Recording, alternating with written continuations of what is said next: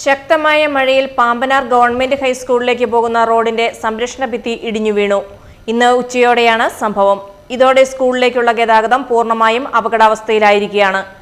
650ഓളം വിദ്യാർത്ഥികൾ പഠിക്കുന്ന സ്കൂളിൽ 40ഓളം ഭിന്നശേഷി കുട്ടികളും പഠിക്കുന്നുണ്ട്. സ്കൂൾ ബസ് കയറാൻ സാധിക്കാത്ത ഈ വഴിയിലൂടെ ഓട്ടോറിക്ഷകളിലാണ് കൊച്ചുകുട്ടികളെയും ഭിന്നശേഷി വിദ്യാർത്ഥികളെയും സ്കൂളിൽ എത്തിച്ചിരുന്നത്. റോഡ് തകർന്നതോടെ കുട്ടികൾക്ക് സ്കൂളിലെത്താൻ കഴിയാത്ത സാഹചര്യമാണ് നിലവിലുള്ളത്. കൂടാതെ സ്കൂളിലെ ഉച്ചഭക്ഷണത്തിനുള്ള പാചക സാധനങ്ങളും നിലവിൽ നടക്കുന്ന വികസന പ്രവർത്തനങ്ങൾക്കുള്ള സാമഗ്രികളും കൊണ്ടുവന്നിരുന്നതും ഈ വഴിയിലൂടെയായിരുന്നു.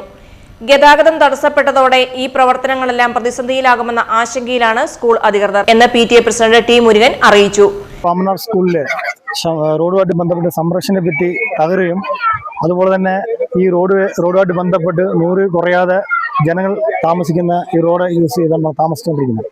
അതുപോലെ തന്നെ ഈ സ്കൂൾ വികസനവുമായിട്ട് ബന്ധപ്പെട്ട് ഒട്ടേറെ കെട്ടിട പ്രവർത്തനങ്ങളും അതുപോലെ തന്നെ ഉച്ചഭക്ഷണവുമായിട്ട് ബന്ധപ്പെട്ട് കാര്യങ്ങളൊക്കെ ഈ റോഡ് ആശ്രയിച്ച കാര്യങ്ങൾ നടക്കുന്നുള്ളൂ. അതുകൊണ്ട് ഈ റോഡ് തകർന്നതായിട്ട് ബന്ധപ്പെട്ട് സ്കൂളിൽ ഉണ്ടാകുന്ന എല്ലാ വികസനങ്ങളും ഇപ്പം തടസ്സപ്പെട്ട് നിൽക്കുകയാണ്.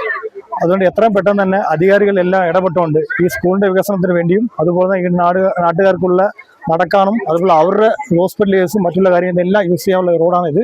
എത്രയും പെട്ടെന്ന് തന്നെ അധികാരി ഈ കാര്യത്തിന് ശ്രദ്ധ ഏറ്റെടുത്തുകൊണ്ട് ഈ റോഡിനെ നന്നാക്കി തരാനുള്ള എല്ലാ ഇടപെടലും നടത്തുന്നത് മാത്രം PTAയുടെ ഭാഗത്തും ഈ സ്കൂളിന്റെ പരിസരത്ത് താമസിക്കുന്ന ജനങ്ങളുടെ എല്ലാ ഭാഗത്തും ഈ ഒരു നിർദ്ദേശം.